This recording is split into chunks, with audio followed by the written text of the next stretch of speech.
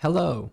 In this video, I'm going to tell a story about a hurricane that hit New Jersey. A hurricane that came to New Jersey.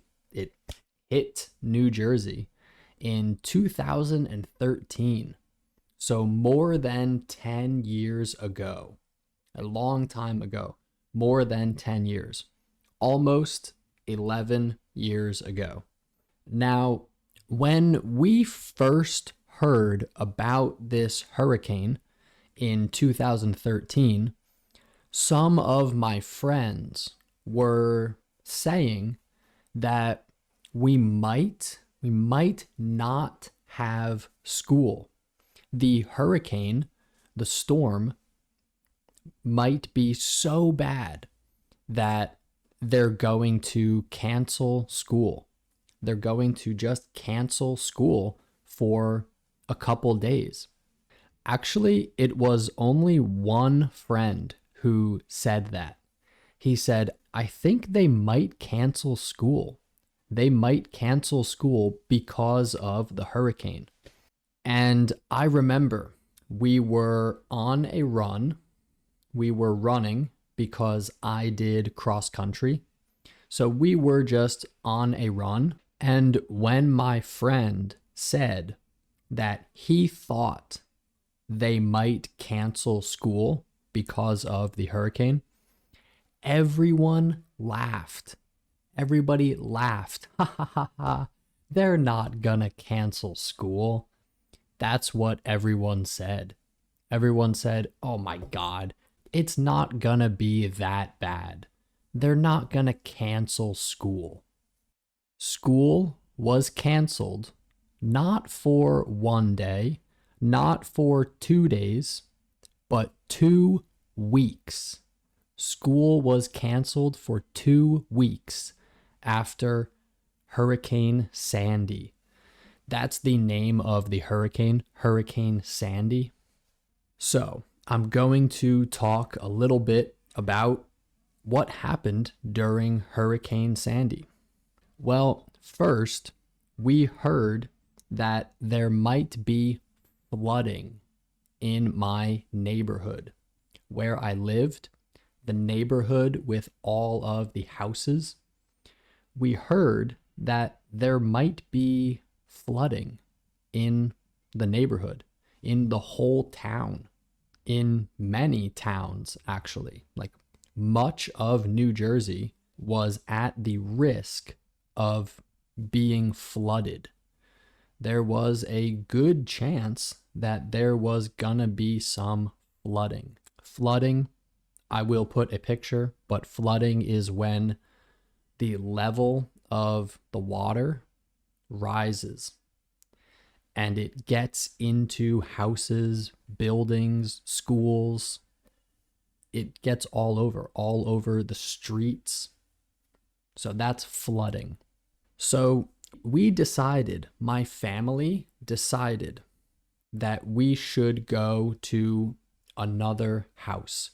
We should go to the house of a family member, my cousin. My cousin is my dad's sister's son. The child of my dad's sister, my cousin. We went to his house, and before we left, we did a few things in the house just to protect against the flooding, to try to minimize the damage that the flooding could cause. So anything that was important, we just moved it higher in the house. We put some things upstairs to the second level of the house. And I had a PlayStation 3. And that was one of the things that I moved higher. I just moved it higher. I put it on top of a box. And before I walked out of my room, right before we left, I was looking at my PlayStation on this box. And the PlayStation is expensive. It costs a lot of money. So I thought, you know what? I'm going to just be safe. I'm going to be safe and put the PlayStation on my bed. I'm going to move it from the box up onto my bed, which was another foot or maybe 2 feet higher. Well, my bed got flooded. My bed was underwater. So the PlayStation still got destroyed. It was ruined.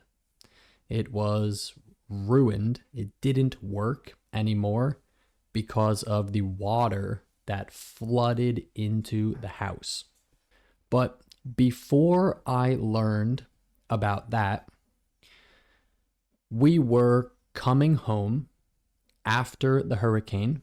We drove home, and as we were driving down the street towards my house, getting closer to my house, there were telephone poles that had fallen down. There were wires that go between the telephone poles, wires that were just hanging. They had been destroyed by the hurricane. As we got closer to my house, we realized, this has been a bad storm. This was a very bad storm. So we opened the door to the house, and there was mud all over the floor. Mud all over the floor and mud on the walls. This is a wall.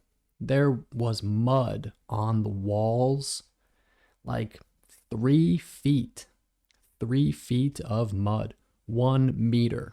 Around 1 meter of the wall was covered in mud still. And it smelled. It smelled so bad. It smelled like the bay. The bay. The bay is a body of water. And all of the mud and water from the bay had gotten into the house. So it smelled pretty bad. When we opened the door and we saw what had happened to the house, nobody said anything. Nobody said anything. We just looked around like that. And my dad walked over to the door of the garage. The garage. It's a room in a house where you keep tools, cars, maybe your washing machine and dryer, things like that. And my dad tried to open the door. He tried to open it, but it wasn't opening very easily. It wasn't opening. So he pushed and pushed on the door, and boom, the door finally opened. And when it did, the refrigerator that was next to the door inside the garage, the refrigerator just fell. And the door of the refrigerator swung open. It swung open. And some bottles fell out. Pretty much everything in the refrigerator just fell onto the car. There was a car in the garage, and the refrigerator just fell onto the car with the door open. The bottles fell out and broke. The bottles broke. So we heard the broken glass, that sound that broken glass makes. And we knew, wow, okay, the garage has been really, really damaged. The garage is in bad shape. It's in bad shape. And the car is ruined. We knew that the car had been ruined. And my dad just looked around at the garage. Still, nobody said anything. He just looked around at everything that was destroyed in the garage. And then he just closed the door. He just closed the garage door as if to say, I'm not going to worry about this right now. We're going to handle that later. And so, yeah, he closed the garage door and he looked around at the house with all of the mud on the floor and on the walls. And he said, okay, grab a mop. Grab a mop. That was the first thing anyone said. My dad just closed the garage door and said, all right, grab a mop, because there was lots of cleaning to do. We had to clean up the whole house. We had to rip up the boards of the floor boards. It was a wooden floor, a floor made of wooden boards made out of wood, and they were ruined. They were ruined because the house had gotten flooded. The house was flooded with water, so those wooden boards were ruined. We had to rip them out. We had to throw away lots of stuff. And for many, many days, some people in my family came over to the house to help us clean up everything. We had no electricity for about 2 weeks. 2 weeks with no electricity. The whole neighborhood and the whole town didn't have electricity for, around 2 weeks. And there is a park right next to my house. There's a park that is on the water, meaning one part of the park, one side of the park is just water. It's just the bay. It goes out to the bay. So the park is on the water. And there still is a fence on the other side of the park. And the way that the storm came, the direction that the storm came was from the water towards the fence, from the south to the north. And the fence was on the northern side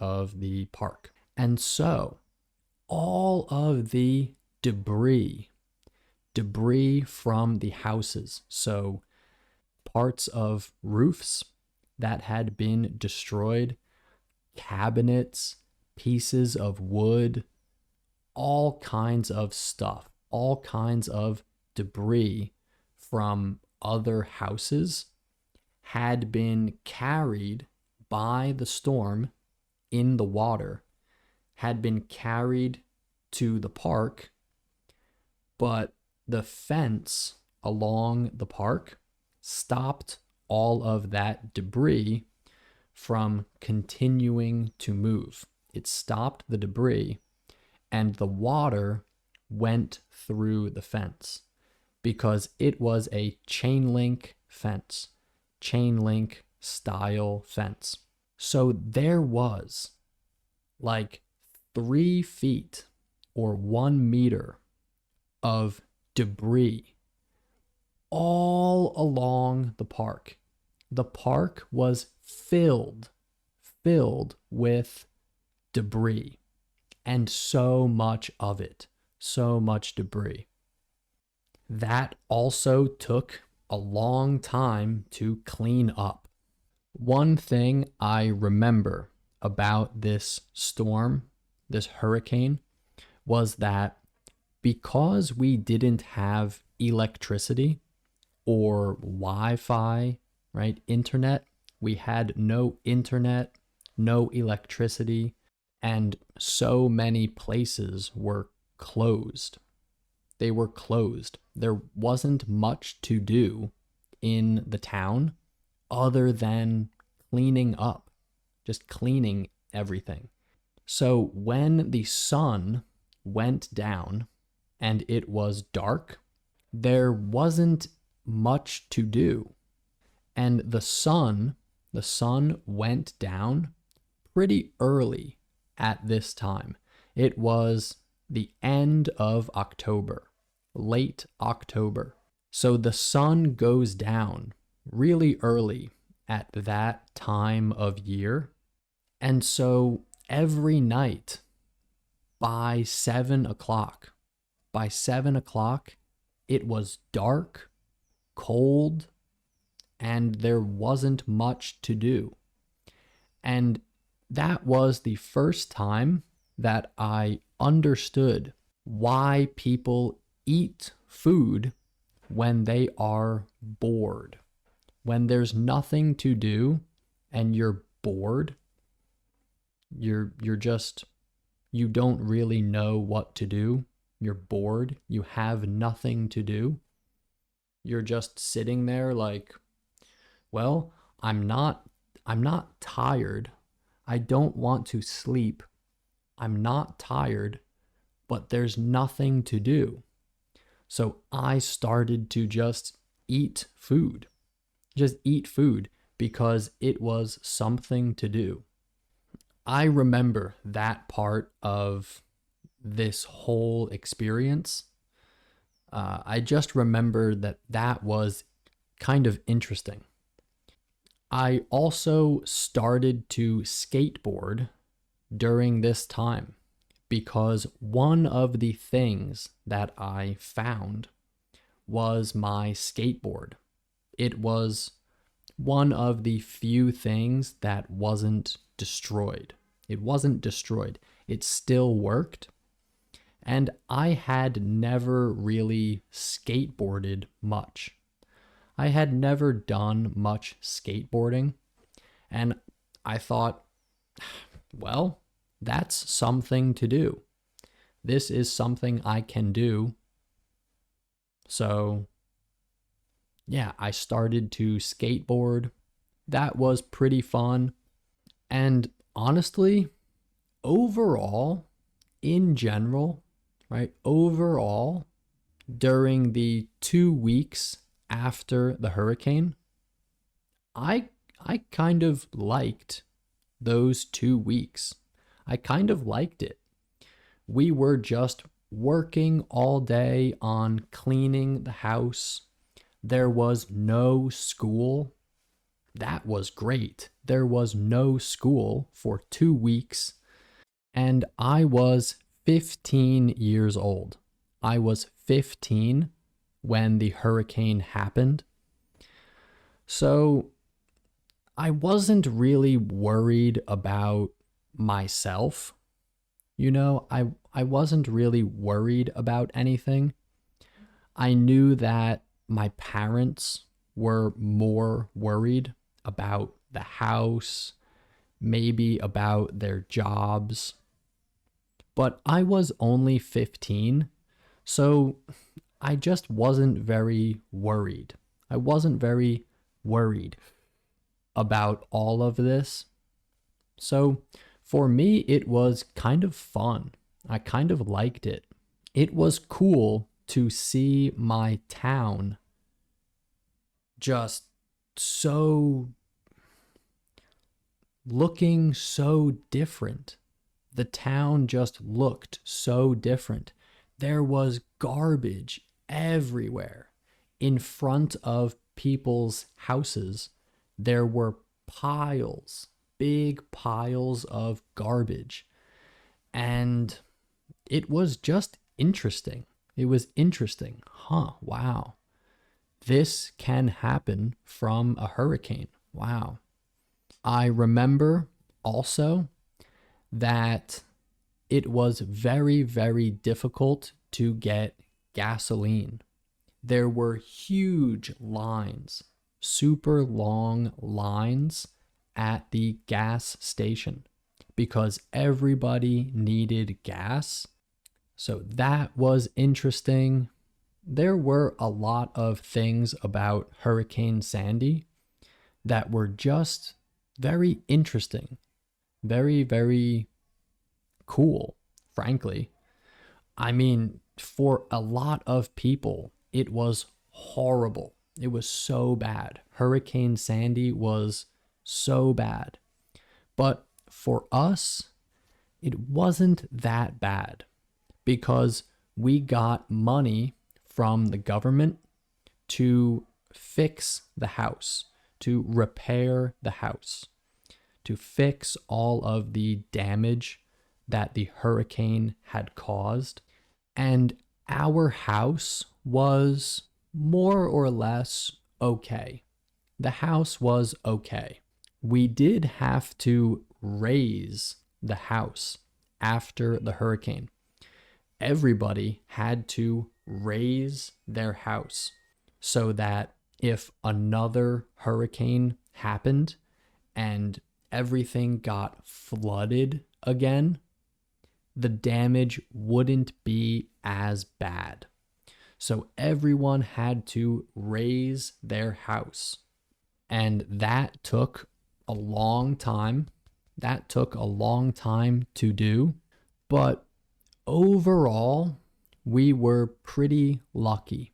We were pretty lucky. It wasn't super, super bad for us. My neighbor, so the house across the street, literally across the street, had it so much worse. They had a lot more damage because a big tank of oil from another house had fallen over in the storm, and all of the oil from that tank spilled out. It spilled out, and the way that the water was moving pushed all of that oil into their house. So their house was flooded with water, mud, and oil. So literally, the house across from ours had so much more damage just because the water was moving in a certain direction. The water just pushed the oil to their house and not ours. So when we learned about that, it made us feel more lucky. Like, hey, at least we don't have oil in our house. So yeah, that's a story about Hurricane Sandy. I hope you enjoyed. Thanks for watching, and I'll see you in the next video. Bye-bye.